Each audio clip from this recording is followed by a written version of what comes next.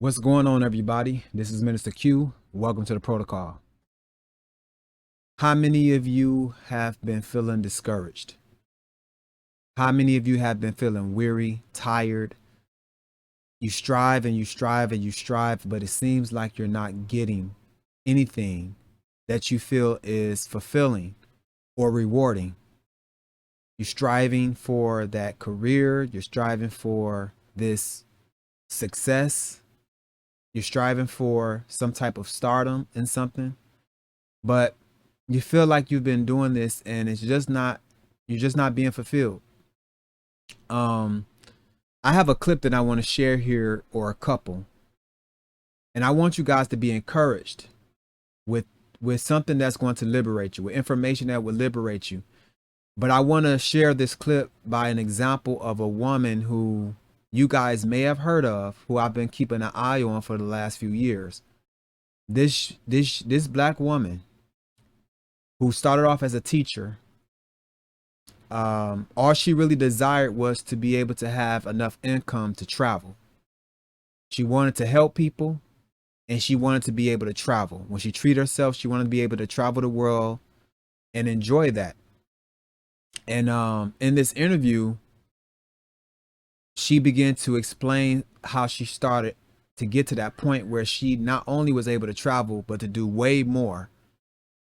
And see, I want you guys to understand that God has a purpose for your life. Everything happens in his time. Don't give up on what you believe he has placed in your heart. Don't give up on what you believe he has set before you to do. But there is something very key that I want you guys to take note of, which I'm going to explain as we watch this video.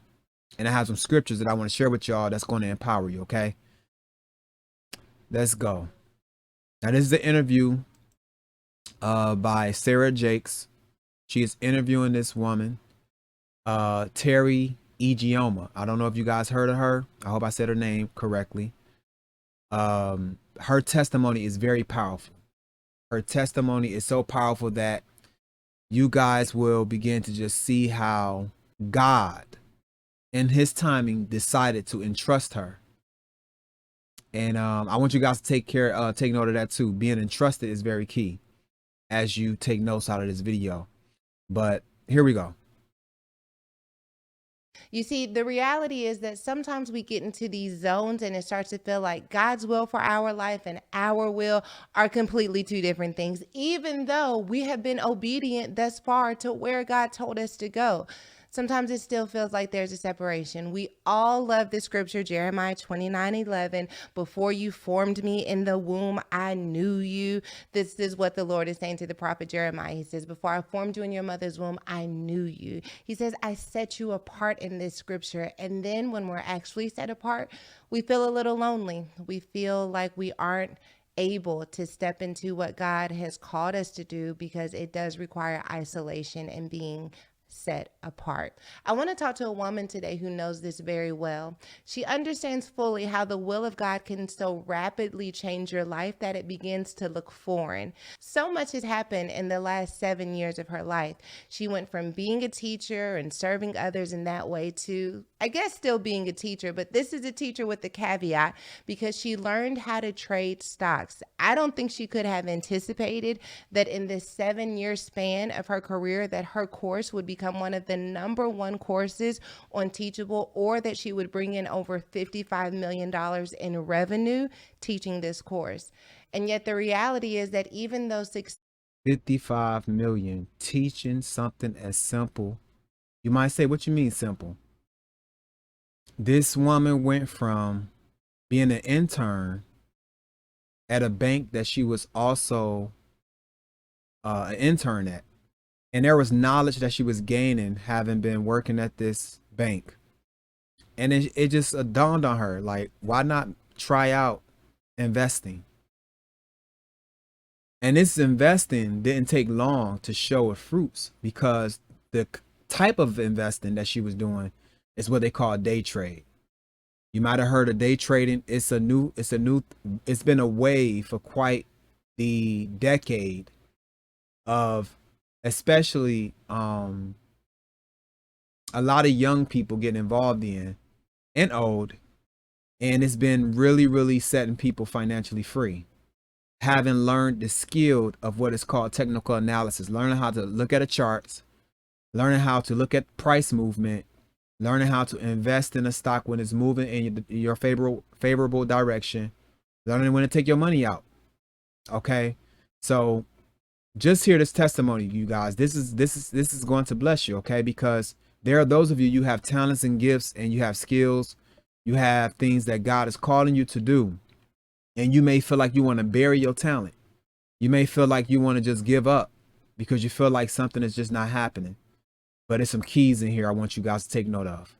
Success feels like the ultimate goal, it's not always providing the level of confidence and assurance that one would anticipate. How do you shine in God's will when it feels like God's will is so foreign from anything that you plan for your life? Teri Ijeoma is going to teach us not just how she can put us on game to help us get our coins up, but also how she came to a place where she started to embrace that God's will for her life was to have wealth, was to own this season of her life where she could walk with boldness and confidence and have options, and to release herself from the idea that she had to live within limits and boundaries in order to make other people comfortable. You are going to be blown away by her testimony, inspired by what God did in her, and empowered to see what God would allow to happen in your own life. Let's get into it. I feel like figuring out who you are is a journey. And there's who you are, there's who you think you are, and then there's who God calls you to be.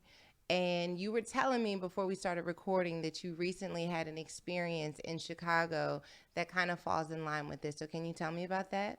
Yes. So I used to work in full-time ministry in Chicago, and I was the director of volunteers, but I would have to work with all these people that were more wealthy to help serve under-resourced kids in Chicago. And so I would go to all these churches and I would be on stage and I'd tell them about our program, and then they would come and serve. But this time, 7 years later, I'm coming back and I'm the person that I would have been talking to. Like, I'm the person that can give to the organization. I went for a meeting with Goldman Sachs about the philosophy of wealth, and it was only with like high net worth people. And I was looking like, just 7 years ago, like I wouldn't have thought that I would be here at all. But God knew that I was going to be here. Like, He had already seen me in this bracket, in this world, as the future Teri, when I was crying in ministry and trying to just make it work and working all day. So the thing that I've really learned is that God sees us in our future state. Yeah. So He knows who we are past where we originally started from. Yeah. Okay, so you have to tell me, what 7 years is a short amount of time to go from Teri who was crying to Teri who was now the very person who she would have been speaking to in these scenarios. What took place in 7 years? Oh my goodness. Everything. The world changed, girl. So I left. So I was working at By the Hand Club. It was an after school program. I left there to come found a school here in Dallas. It was a charter school, and I was assistant principal at the elementary school. Okay. During that time, I was trading stocks on the side, trying to supplement my income, but figured out that, you know what, I want to do trading full time. This work environment is a little bit too toxic. I just want to be trading, living my life, and traveling all around the world. So I started making sure that I could trade enough to earn $300 a day. That's all I needed to replace my income as assistant principal. Okay. So I started working at it, working for about a year, working on the side, trying to see how I can do. Finally started making $300 consistently, and then quit my job as assistant principal and started traveling all around the world. So that would be $300 a day, possibly a day, something like that. She said a whole year she just kept giving it a try. She had learned this skill set working as an intern with Goldman Sachs, and I think that's correct. I think she mentioned that earlier. And oftentimes when we hear about people who work in Wall Street or are investors, and we, especially as Black people, feel like it, or at least we used to feel like that was somewhat far-fetched for us, because it was more likely the higher class citizens and white counterparts who were benefiting from that for the most part. But now the skill set has spilled over to where everybody can learn it. They even have certain courses in colleges where you could take this thing on the side. If you are a if you're taking a business administration, financial education, whatever the case may be. And here it is. She's a regular teacher, but she decided, look, I just want to be able to make money to travel. And she was able to learn this skill set and actually apply this skill set. And as she began to earn this money, now mind you, she wasn't thinking about being this quote unquote multimillionaire. That wasn't on her mind. And so, but as she kept putting more and more into it, it led to a no-brainer moment of her teaching others, which she's going to explain how that began to happen.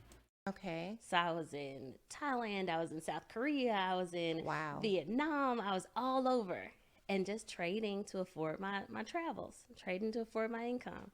And while I was gone, people started asking me to teach them. So I was there was about 20 of us that were together, and they were like, Teri, can we take you to coffee? We want to learn how to trade. Teri, can we buy you dinner? We want to learn how to trade.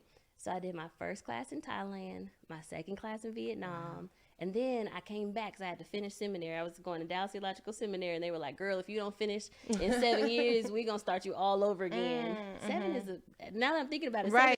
And she explained in other videos and interviews of her, she enjoyed learning theology. She enjoyed learning the word of God.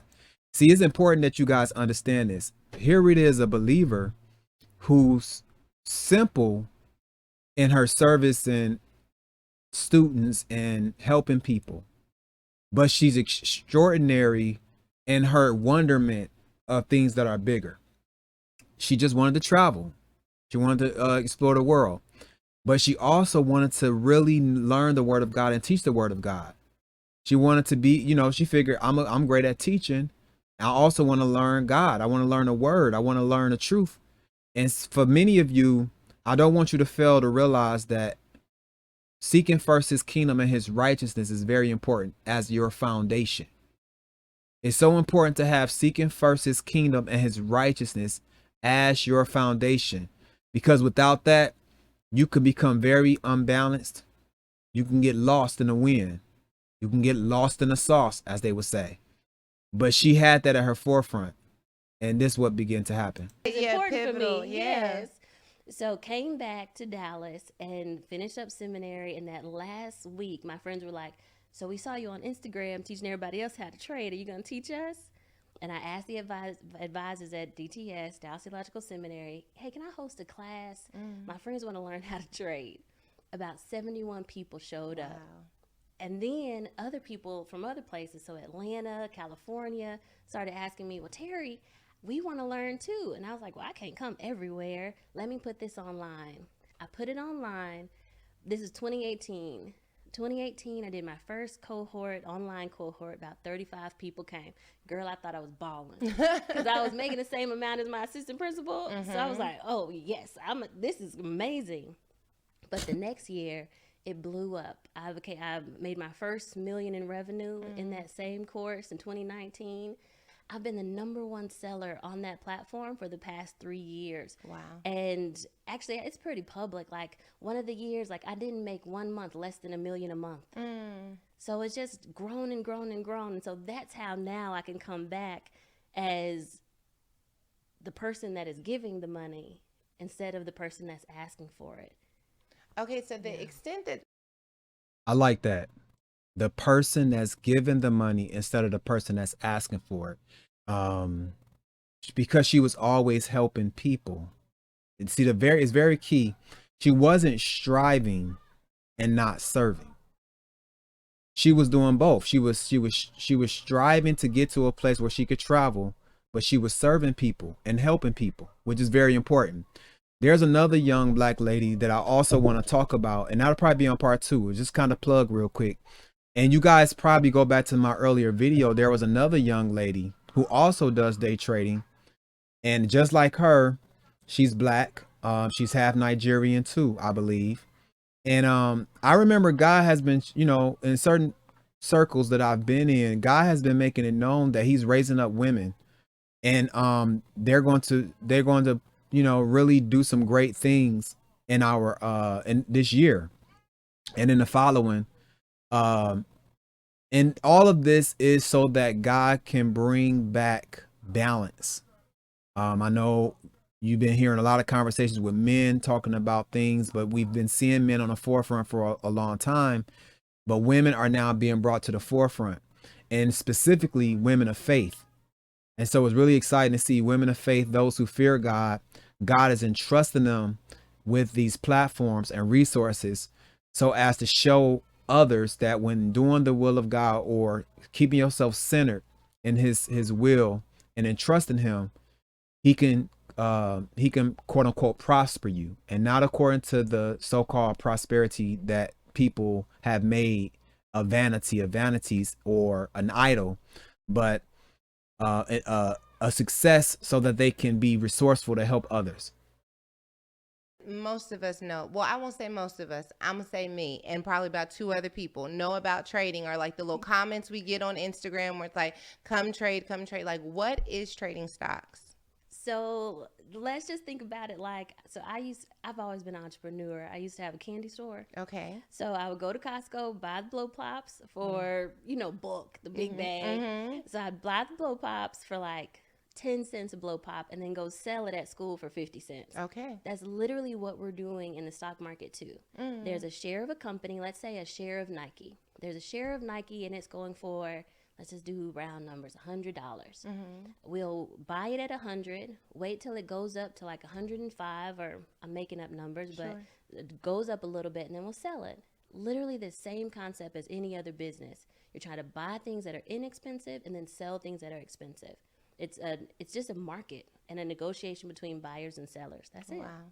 Okay, so I'm sure there's going to be lots of questions about that, as I got to let that marinate and sink in, because that seems very simple, but it also feels very complex considering that in 7 years you were able to teach this many people, and I'm sure they're experiencing success too. But I want to rewind. I want to know more about like how you grew up. How do I want to start this? Okay. As you have become more successful, is success what you thought it would be? No. When I made my first million, I had been working towards that for so long. I thought that it was going to feel different. But when it happened, it was like, oh, is this what it is? You still feel kind of lonely because now there's less people who you can talk to and who get it and understand. You're busy. Yeah. So the things that you thought you would have, like this freedom and this, oh man, I'm gonna get to travel and nobody's gonna talk to me. No, boo-boo, you made a business, so now you're more busy. So I don't know that it felt like I thought, because I thought that it would be like smooth sailing. I'd be on a beach somewhere chilling. But I think I had more of that before I had the money, because I was more intentional with it. Yeah. So now I think I'm finding my intentionality back again. So I've decided recently, okay, you have the wealth. Now let's operate in your wealth and not feel bad or feel any kind of guilt or feel like, oh, I should be doing something else. But no, God has allowed you to have this. Now let's see what it looks like to operate in it. Wow. That was really interesting right there. I like that she said that. So often we think that once we reach the top, we've arrived. Whatever that thing is that you desire, we oftentimes, if we're not careful, think that once we reach that top, we're going to be fulfilled, but we're not. I'm going to share a passage in Ecclesiastes where Solomon, being the richest man of his time, the richest man in the world in his time, King Solomon, this was King David's son. You could read about this particular emotional roller coaster of him trying to understand, and being the wealthiest man, what can truly fulfill. All throughout the book of Ecclesiastes, if you read it from the beginning to the end, it's a very important read.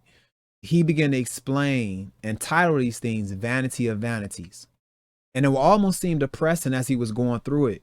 And that's probably because in all of what he was examining, looking at how mankind interact with each other in all of their endeavors, he could understand, as you would read and understand, that think about where you are right now. Think about things that you've desired, and when you obtained it, while you was excited for a season, for a moment or a time, you got bored with it. Now there's something else you desire. And Solomon begins to explain this. I'm glad that Teri, with all of her success, began to realize this. Why did God entrust you with so much resources? Because God is not calling everybody to be in her position. And it's sad to say that so many people think this is the ultimate goal that God has for us on this earth, when it's not. Everybody is not called to be entrusted with what she has been entrusted with. Let me go to the scripture real quick, and then I'm going to get back to the video. Ecclesiastes chapter 9, starting with verse 11. He says, again, I saw that under the sun, the race is not to the swift, nor the battle to the strong, nor bread to the wise, nor riches to the intelligent, nor favor to those with knowledge, but time and chance happen to them all. For man does not know his time. And how many of you have had career goals and you believed or are believing God to get to this certain place where you desire success, and it seems like you're being held up, or it seems like you're on what they call a lattice? You know, like you got a career ladder, but then you have what they call a career lattice, where it seems like you're in this phase where nothing is moving forward. But it's saying here that time and chance happens to them all, but that timing is on God's time, not our time. So when it says, for man does not know his time, none of us know our time. And though further on in context, it's talking about even a man not knowing his time when he leaves the earth, we also can say that we don't know when it's our time, even with all of our goals and all of our desires. But I also want you guys to understand this right here in verse 11. Right here in verse 11. Again, I saw that under the sun, the race is not to the swift. Now, logically, you would think a person that's more swift, a person that's more able, you know, that can run fast. Like if you look at track racers, right? You know those particular athletes that can run fast. But the race is not always given to them because they can run fast. Just like it says in the following, nor the battle to the strong. Even though you might find a warrior of some sort, someone who could really fight and really overcome people, doesn't mean they always win. Think about one of the best basketball players that's out there in the NBA, LeBron James. Though LeBron James is strong physically and can play his butt off, he doesn't always win every game. And then it says, nor bread to the wise. A person can be as smart and wise as ever. Doesn't mean he always know how to obtain the resources necessary to get food. Then again, it says, nor riches to the intelligent, nor favor to those with knowledge, but time and chance happens to them all. And as a child of God, God has a purpose for us, but we have to know what that purpose is. We have to cultivate the talents that God has given us, and we have to be faithful in that until he says it's your time. Now, in that, Teri was able to obtain all of what she has and yet still feel like, wait a minute, now that I'm here, because this didn't give me the fulfillment that I desire, what am I to do? Let's hear it. I think Teri, the little girl Teri, has always been a hard worker. I'm half Nigerian and half American, so I think the Nigerian part of me has always been like, I'm gonna do the best I can. I'm gonna go for it. I'm gonna try to get the best grades. But I also tried to make sure that everyone else around me was happy. Mm-hmm. Like, it's not so much that I was a people pleaser, but I think I've always been a server. Yeah. So, like, all my life I've tried to serve and make sure, okay, are you okay? How can I help you? And I was the one that liked to be behind the scenes. Like, if we were doing a production, even though I knew that I could be in the front, if we were doing a production, I would be the one, like, on the mic, behind the scenes, making sure everything was good. Yeah. Right? That is humble. That is a humble approach. Now, this is where the servitude part of this message comes in at, you guys. She said, even though I knew I could be in the front, I chose to be in the background. There's a parable where Jesus speaks about if you're even invited to a dinner, don't be quick to want to take the front seat. Don't be so quick to want to be in the spotlight. Don't be so quick to want to do that. But sit towards the back That way, if the person who invited you wants to honor you by bringing you to the front, your honor will be because it was given by the person that invited you. Just like God invites us to the front. She's saying, look, I didn't mind sitting in the back. In fact, I chose it at times, and I enjoyed serving people. That's very key. And when I do the part 2 to this, I'm gonna show you why. Because so often we always want to be the one with the loudest voice. We always want to be the one with the biggest podium. We always want to be the one with the loudest noise. And it's like, no, if you learn to humble yourself and quiet yourself and serve, then when I entrust you, you can have all of the resources that one would probably envy you for. A person who's a sinner or don't understand, mind you, she's over a $55 million net worth, way over that. And in all of that, she don't look at that as an idol. She don't look at that as something that's fulfilling, as some people continue to chase the wind. But she understands the purpose of it now. But I think what that led to is even now, I've give and give and give and give and forget about me. And that happens sometimes, you guys. Sometimes you could give and give and give and forget about you. And so now she explains that in all of her giving, she had to also learn how to think about herself. And that's important for your own mental capacity. If people pull, and you pour, you could lose your mind. And so I would tell the younger me, like, it's also okay to serve yourself. Yeah. And that you're just as worth it as everybody else. And I'd also say, like, so recently I decided I was a genius. Oh, okay. All right. Well, Yeah. sometimes you got to let yourself know. Right? Well, and here's the reason why. I'm a genius because my dad is a genius. Okay. And he, like, literally took the whole, I guess it's Whistler something test, and he passed it. So I haven't taken the test, but I just assumed because It's he was probably me too. right. Like some of that rubbed sure. off on me. But in the same way, like, I think, like, God is a genius. Yeah. And it's okay to also, like, so this is the other point.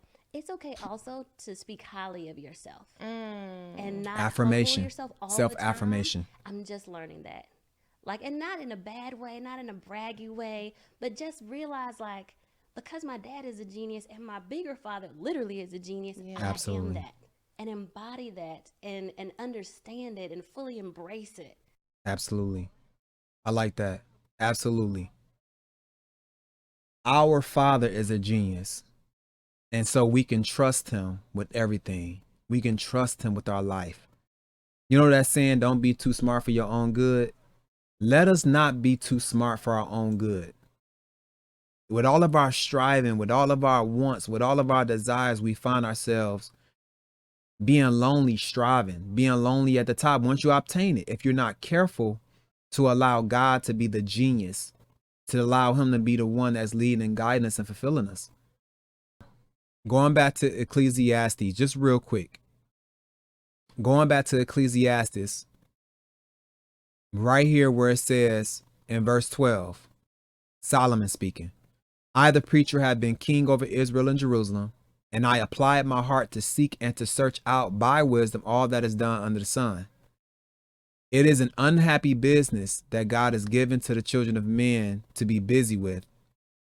I have seen everything that is done under the sun, and behold, all is vanity and is striving after the wind. We don't want to strive after the wind.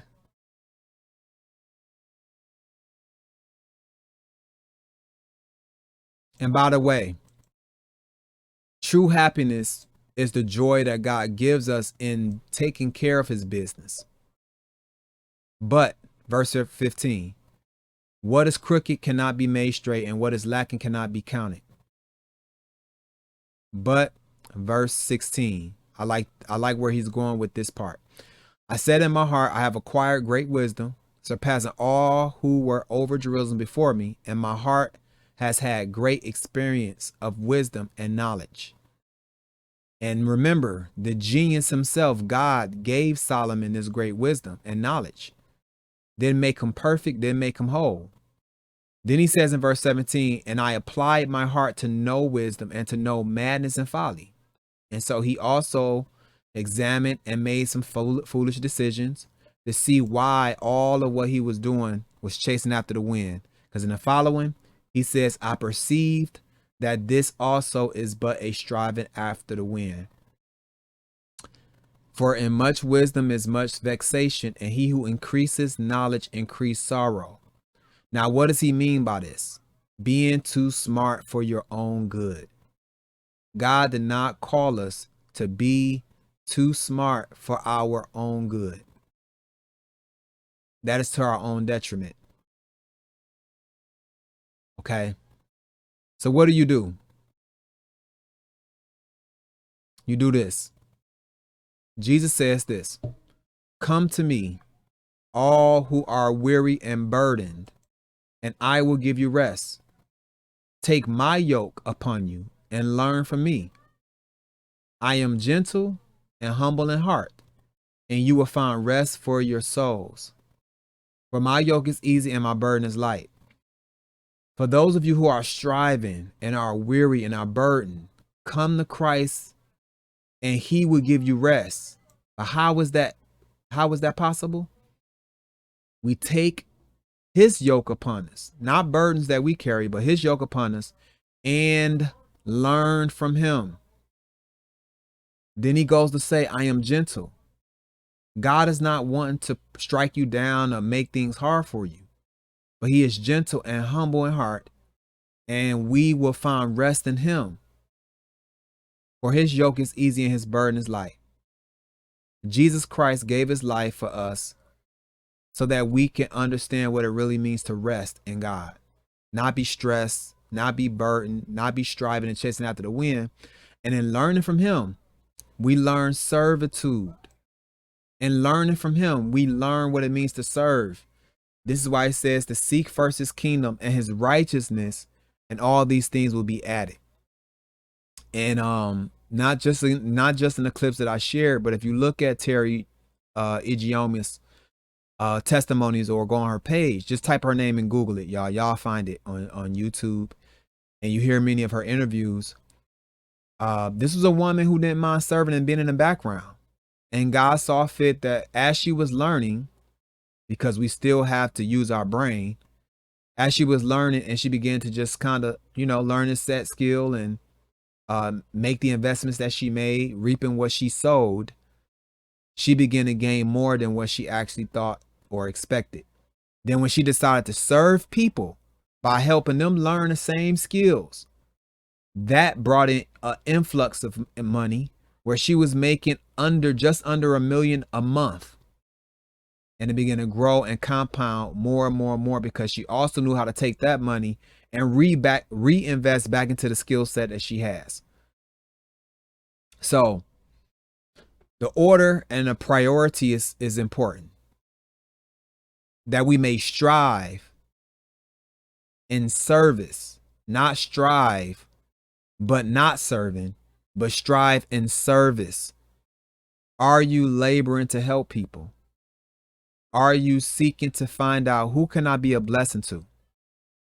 Who can I be resourceful to? Who can I help? Because in doing that, you are sowing that you may reap. So anyway, God is raising up many of you all to be a sign and wonder in this day and time. Teri is one of them, one of those who God has raised up. And there are those of us who God is raising up. And there are those of us who might feel, we might be in the background. That's fine if you're in the background. But if you strive not striving against the wind, or not striving with the wind, or blowing with the wind, or chasing the wind, or as that group would say, chasing waterfalls. But if you are striving to serve people, if you're striving to want to be a blessing to people, God will show you where true fulfillment comes, that he may unveil to us more and more the fruits that we are bearing. But with that being said, y'all, look out for a part 2. There's another young lady that I'm gonna touch on again. She said something along the lines of being a servant too, which is very key. But with that being said, you guys, hit the like and subscribe button. Let me know in the comment section what you guys think about this video. And if you can, watch the full video. There's a 28-minute, I think, video of this interview. Again, that is Sarah Jakes interviewing Teri, Teri Ijeoma. Go look at that interview, you guys. But please write in the comment section. I don't be getting too much feedback from you guys in the comment section. It'll be dope to get your feedback. Also, like and subscribe. God willing, I want to put out more content. Hopefully it's something that is blessing you. But until then, make sure you stay focused and also remember to follow the protocol. Peace.